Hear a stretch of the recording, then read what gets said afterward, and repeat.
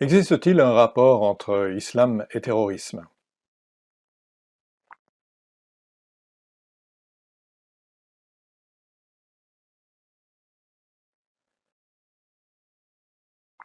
Chaque fois que les terroristes islamiques ont frappé en Europe, les médias se sont tournés vers les représentants de l'islam pour leur demander s'il y avait un lien entre terrorisme et islam.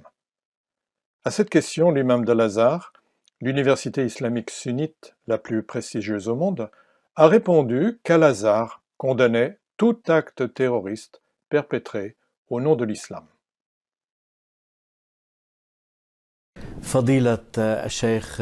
Votre Éminence, cher Chaori Alam, grand moufti d'Égypte, bienvenue sur Euronews. Bienvenue à vous. Aujourd'hui, il y a des gens qui sont égorgés sous des bannières religieuses. Considérez-vous que ces organisations qui sèment la terreur dans les sociétés et les pays arabes ont le droit d'agir sous l'étendard islamique ?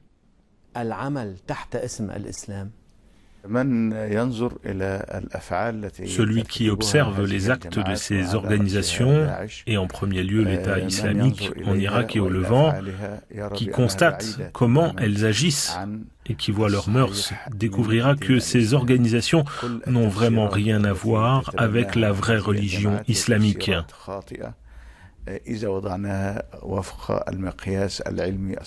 Toutes les justifications religieuses données par ces organisations sont erronées au regard de la véritable norme scientifique qui explique les textes fondamentaux de la religion musulmane.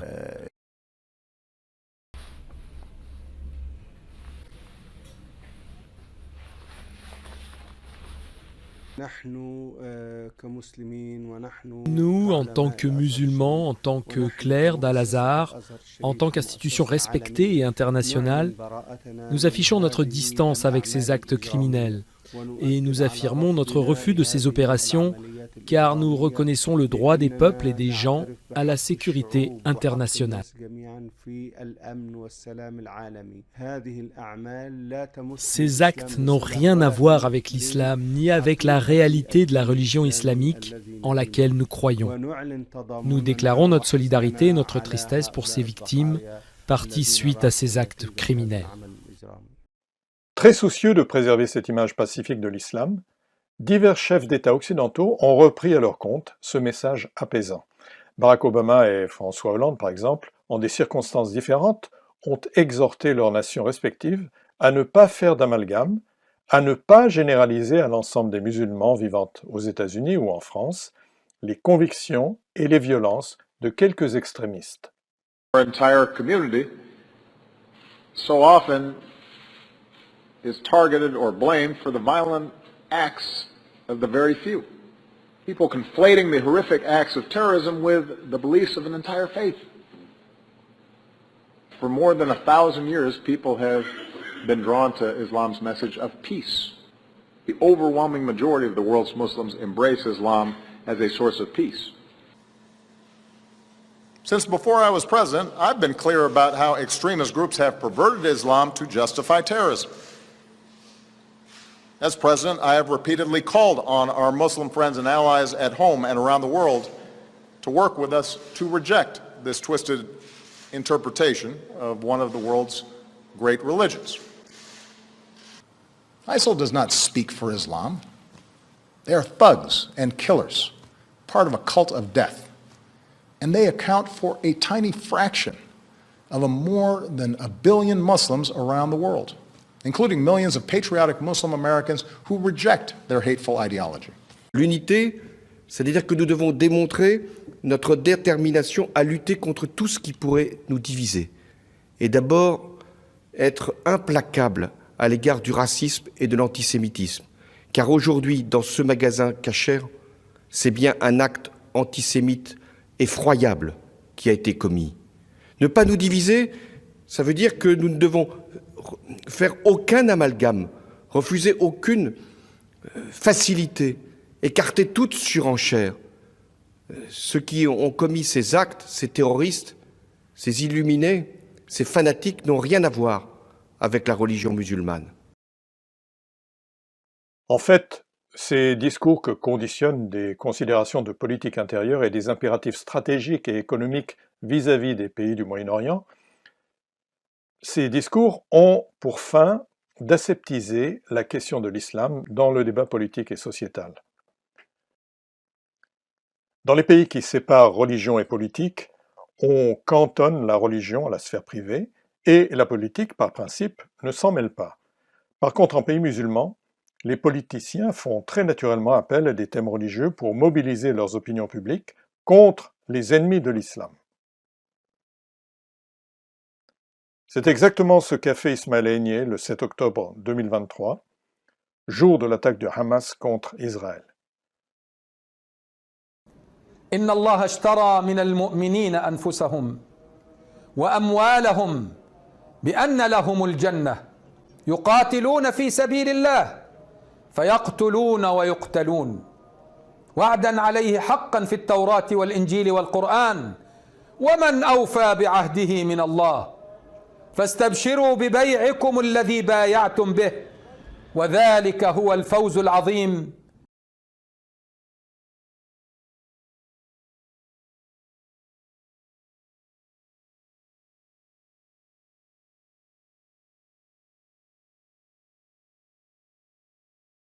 وصلى اللهم وسلم على سيدنا محمد وعلى آله وصحبه وسلم تسليما كثيرا وإنه لجهاد جهاد نصر أو استشهاد.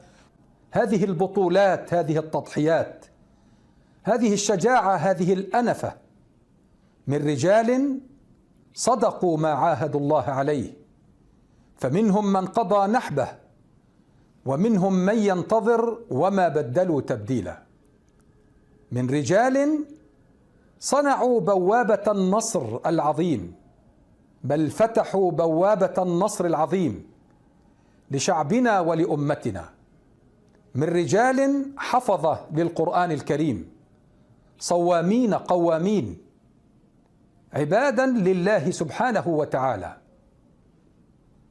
كان بيعتقد إنه البيئة الاستراتيجية المحيطة به وقوته وغطرسته وسكوت الشعوب العربية والإسلامية وانشغال العالم بالحرب الروسية الأوكرانية أن الوقت مناسب لينفذ هذه المخططات ويحسم هذه المعركة في القدس وفي الأقصى وفي الضفة وفي غيرها.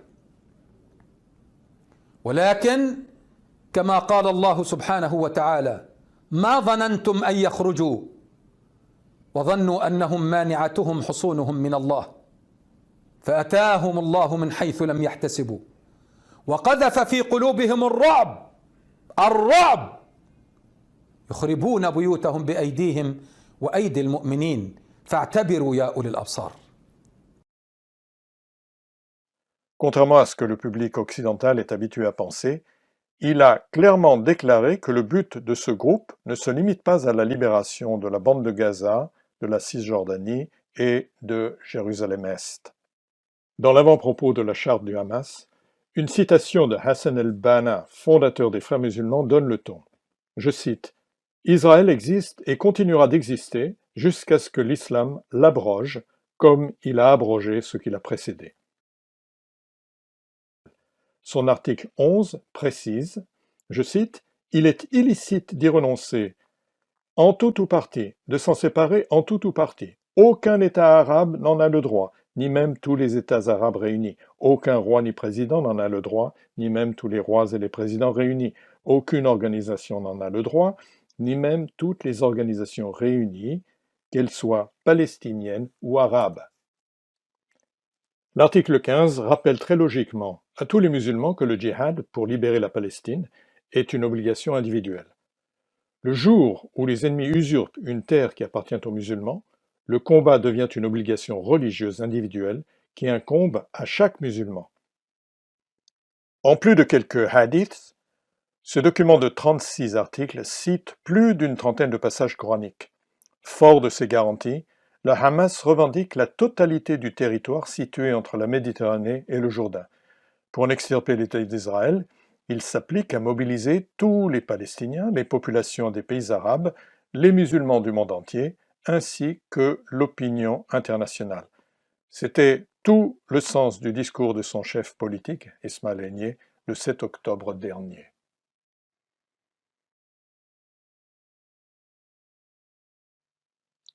Dans son discours, on note qu'Ismaël Haniyeh fait allusion au passage du Coran rappelant comment Mahomet a traité les 3 tribus juives de Médine qui résistaient à son ascendant politique et ne reconnaissaient pas son statut prophétique. Il a expulsé la première en autorisant ses membres à emporter ce qu'ils pouvaient transporter. Il a dépossédé de leurs biens les membres de la seconde et les a bannis. Peu après, il les a poursuivis et les a mis à mort. 2 ans plus tard, il a fait décapiter tous les hommes de la 3e tribu, du garçon pubère au vieillard, et a réduit à l'esclavage sexuel les femmes et les filles, jusqu'aux plus jeunes. Le Hamas se réfère à ces épisodes pour justifier les agressions sexuelles, kidnappings et meurtres du 7 octobre.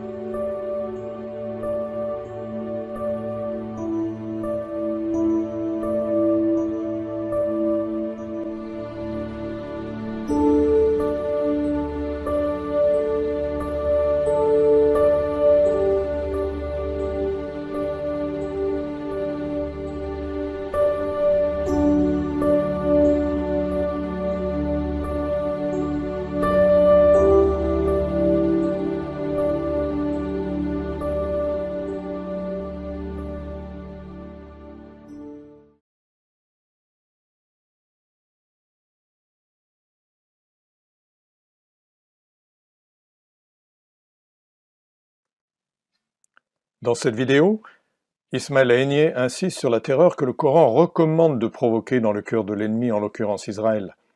La terreur et le terrorisme servent ainsi la cause de l'islam. C'est la méthode que le Hamas a appliquée lors de son attaque contre Israël. Ce discours est tout à fait conforme aux enseignements du Coran au sujet des Juifs. Les 2 vidéos suivantes illustrent les propos qui sont couramment tenus sur Internet et sur certaines chaînes de télévision en arabe. وإحنا كراهيتنا أو كرهنا لليهود من منطلق عقيدة. القرآن هو اللي بيدعونا إن احنا نكرههم وما نحبهمش. لو أن اليهود تركوا لنا فلسطين خلاص يبقوا حبايبنا؟ لا طبعا. عمرهم ما هيبقوا حبايبنا. إطلاقا. عقيدتك في اليهود 1 انهم كفار، 2 انهم اعداء. مش اعداء عشان يحتلوا فلسطين. وانما هم اعداء ولو لم يحتلوا شيئا. نحن نعادي يهود حتى ولو اعادوا الينا فلسطين لانهم كفار. هؤلاء هم اليهود باختصار. وإن لنا عندهم نحن المسلمين لثأرا لا والله لن ينقضي إلا باستئصالهم بإذن الله تعالى، لأنهم حاولوا ابتداء قتل نبينا صلى الله عليه وسلم مرات. أعداء المسلمين بعد إبليس هم اليهود. Parce qu'il se présente comme le champion de la cause islamique contre Israël, le Hamas obtient le soutien de la majorité des Gazaouis, de la rue arabe, mais pas nécessairement de ses gouvernants, et des musulmans dans le reste du monde.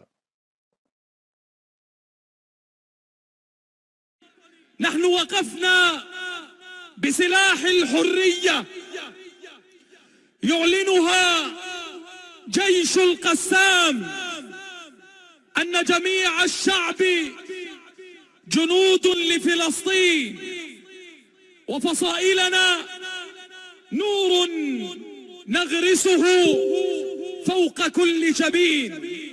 الكلمة الآن للقوى الوطنية والإسلامية لفصائل شعبنا، فليترجل عضو القيادة السياسية لحركة الجهاد الإسلامي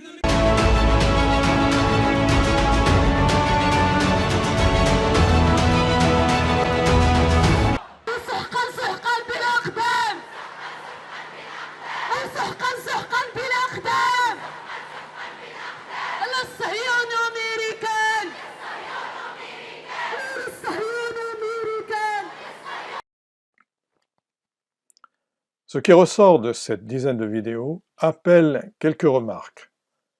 Premièrement, en Occident, un segment important du monde politique et des médias veut voir dans le conflit israélo-palestinien un conflit de nature essentiellement politique, opposant un colonisateur, Israël, et sa victime, le peuple palestinien.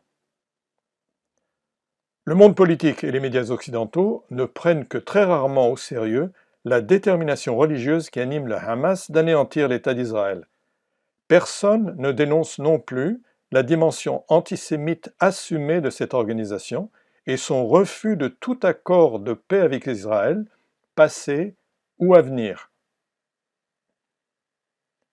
Dans ces mêmes cercles, beaucoup acceptent le concept d'islamisme, c'est-à-dire d'islam politique, afin de dédouaner l'islam authentique de toute responsabilité vis-à-vis des violences et des actes barbares commis au nom de l'islam.